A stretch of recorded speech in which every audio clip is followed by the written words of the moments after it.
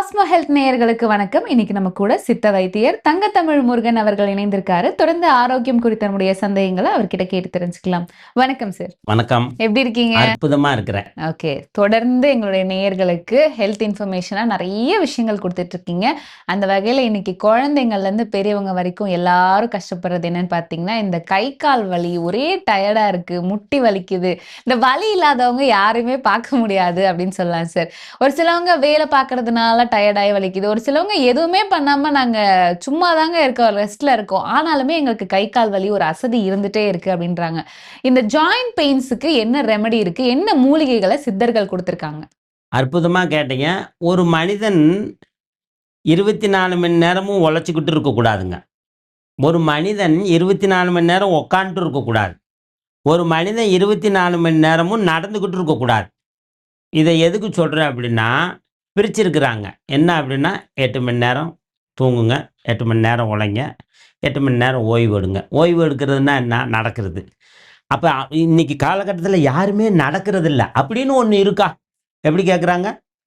அப்படின்னு இருக்கா? இப்போ எங்கிட்ட வைத்தியத்துக்கு வரவங்களே, முடிஞ்சா என்னைய காப்பாற்றி பாரியா அப்படிங்கிற லெவலுக்கு இருக்கா. முடிஞ்சா என்னைய நடக்க வச்சு பாரு, முடியுமா உன்னால் அப்படிங்கிற. அதனால் முதல்ல இந்த முட்டி வலி, முழங்கால் வலி, கை கால் வலி, ஜாயிண்ட் பெயின் எல்லா பிரச்சனைக்கு முன்னாடி ஒரு முக்கியமான பிரச்சனை இருக்குது. என்ன அப்படின்னா, மனம் ஒரு காரணம், மனசு. இன்னொன்று, தான் நினச்சது நடக்கலைன்னா வலி வந்துடும். ஸோ இதனாலெல்லாம் வலி வருமா சார்? நான் தானங்க இந்த வலியை சொல்லி கொடுத்துட்டு வர்றேன். இத்தனையில் ஏதோ ஒன்று அவங்களுக்கு இருக்கும். அது நேயர்கள் தெரிஞ்சுக்குவாங்கள்ல, ஐயா கரெக்டாக சொல்கிறாரு, அப்பா எனக்கு இதனால தான் வந்தது. இன்னொன்று, மகன் நாம் நினச்ச மாதிரி வரலையே அப்படிங்கிற ஒரு பெயின்.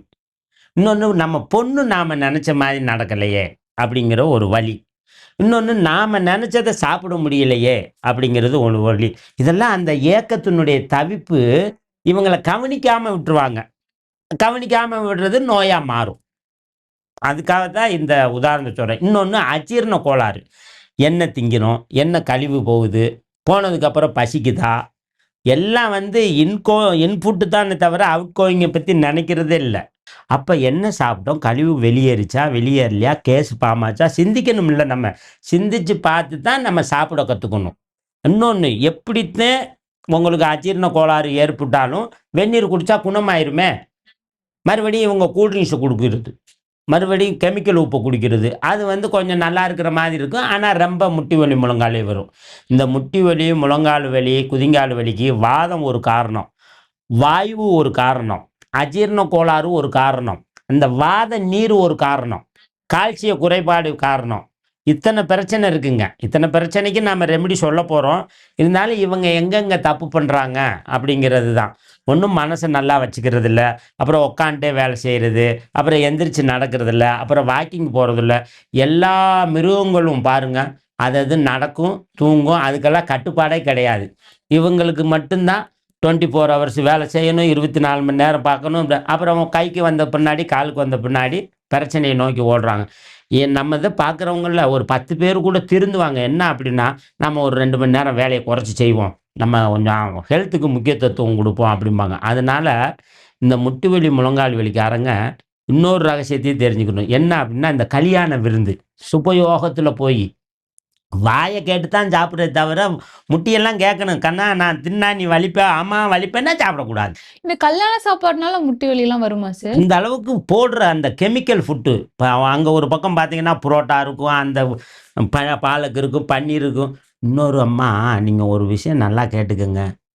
நம்ம தாய் நம்மளை கருவில் வளர்த்தப்ப என்ன உணவு சாப்பிட்டாலோ அதை சாப்பிட்டா நோய் கிடையாதுமா. இது ஒரு ரகசியம்மா. இது யாருக்குமா தெரியும்? அதான் சொல்கிறேன். உங்கள் அம்மா ராய்க்குழு, கம்மங்குழு, சோளக்குழு, உங்கள் மரபணு அதுதான் எடுக்கும். நீங்கள் திங்கிறதெல்லாம் வாய் ருசிக்கு, வயிற்றை கேட்டு சாப்பிடணும், உடலை கேட்டு சாப்பிடணும்.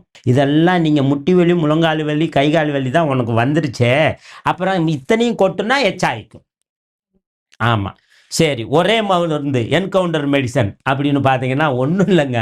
எல்லா தாய்மார்களும் இதை தெரிஞ்சுக்கிறணும். என்ன அப்படின்னா, துவரம் பருப்பில் 5 மில்லி விளக்கெண்ணெய் ஊற்றுனா இந்த வலியெல்லாம் போயிருங்க. சமைக்கும் போது யாரும் செய்கிறது இல்லை. பழைய காலத்தில் எப்படின்னா, துவரம் பருப்பு வாங்கி அந்த துவரம் பருப்பு செம்மண்ணில் போட்டு காய வைப்பாங்க. காய வச்சு கழுவி வச்சுக்கிருவாங்க. எதுக்குடா இப்படி போடுறாங்க அப்படின்னு சொல்லி நான்லாம் கொஞ்சம் ஆய்வு பண்ணி பார்த்தா, அந்த வாய்வை அந்த செம்மண்ணு எடுத்துருமாமா. இப்படித்தான் துணியில கட்டி வச்சு இது பழைய கால முறை. இன்னைக்கு வந்து ஒவ்வொரு ஆர்கானிக்லையும் இப்படி பண்றாங்கன்னு கேள்விப்பட்டிருக்கிறேன். இன்னொரு விஷயம் என்னன்னா, இப்போ உள்ள பெண்கள் விளக்கெண்ணெய் போட்டு சமைக்க தெரியறதில்ல. எல்லாம் இப்போ சன்ஃப்ளவர் ஆயில் ஆயிடும். சன்ஃப்ளவர் அது இதுல இவ்வளவு மருத்துவம் இருக்கு. இன்னொரு ரகசியம் சொல்லணும்னா, அரபு நாட்டுகள்ல பெயின் கில்லர் மெடிசன்ல என்னடாப்பான்னு லேபிள்ல போய் உள்ள படிச்சு பார்த்தா விளக்கெண்ணெய் சேர்ந்த மருந்துன்னு சொல்லிட்டான். அவ்வளோ விஷயம். இன்னைக்கு வந்து வர்மக்கலை ஆசான்னு சொல்லக்கூடிய பல மகான்கள் பெரிய பெரிய இதில் பண்ணுறாங்க. முட்டி குறுக்கரை தைலம், வாத நாராயணி, முடக்கத்தான், தழுதாலை நாங்கள் போட்டு காய்ச்சிறது. இந்த தழுதாலை பாருங்க, பேர் தழுந்து போன ஆலை எல்லாம் அந்த தலையை போட்டு தைலங்கள் காய்ச்சி எடுத்து கிடைக்காத ஒரு ரிசல்ட்டு விளக்கெண்ணெயில் கிடைக்குது. எவ்வளோ பெரிய விஷயம் இருக்கு. அவனுக்கு தெரியாது விளக்கெண்ணெயில் போட்டு நாங்கள் நீவுறோம்னு.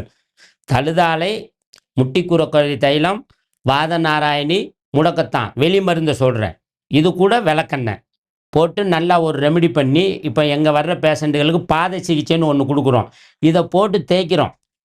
கிட்டத்தட்ட 15 வருஷமாக இந்த மருத்துவ சேவை போய்கிட்டு இருக்குது, இது பண்ணிட்டு இருக்குது. ஆனால் இந்த விளக்கெண்ணெயை போட்டு தேய்க்கிற அன்னைக்கு அந்த பேஷண்ட்டுகள் நல்லா இருக்குன்றான். நானே இதை கண்டுபிடிச்சேன். என் கையாலே கட்டை விரலில் வச்சு சில பேஷண்ட்டுகளுக்கு அவனுக்கு தெரியாது விளக்கெண்ணன்னு. இதில் ஒரு விஷயம் இருக்குது, நம்ம கண்டுபிடிப்போம். அப்போ என்ன சொன்னா, இந்த விளக்கெண்ணெய் இந்த வாய்வை பிரிக்குது. எவ்வளோ பெரிய விஷயம் பாருங்க. இங்கே வலி இருக்குது, இந்த இடத்துல வாதம் போயிடுச்சு, விளக்கெண்ணெய் போட்டு நல்லா இந்த நகத்தில் போட்டு தேய்க்கணுங்க.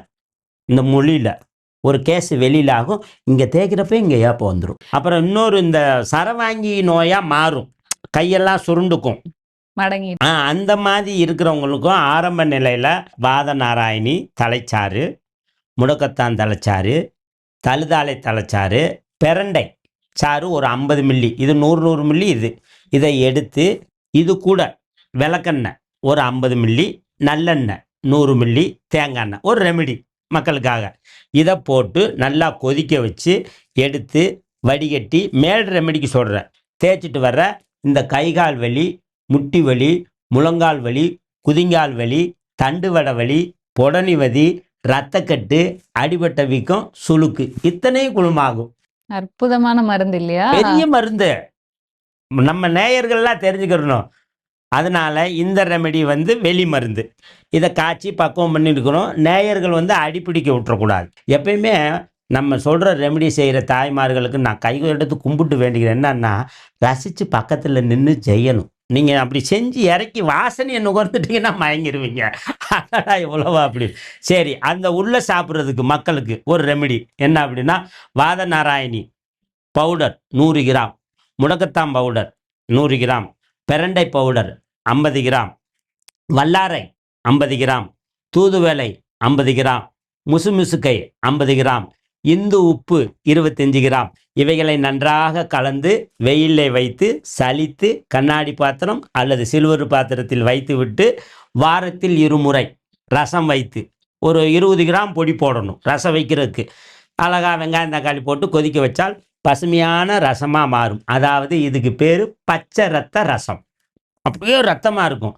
இவைகளை உள்மருத்துவராக சாப்பிட்டுட்டு வர வாதம், முடக்குவாதம், கைகால் வலி, குதிங்கால் வலி, பொடனி வலி, தண்டுவட வலி, இரத்தக்கட்டு, சுளுக்கு, அடிபட்ட வீக்கம் இவைகளும் உள்மருந்தாக எடுக்க குணமாகும். Super sir. ஏன்னா நிறைய பேர் நிறைய செலவு பண்றாங்க, ஆனா இந்த வலிகள்ல இருந்து மட்டும் மீண்டே வர முடியல.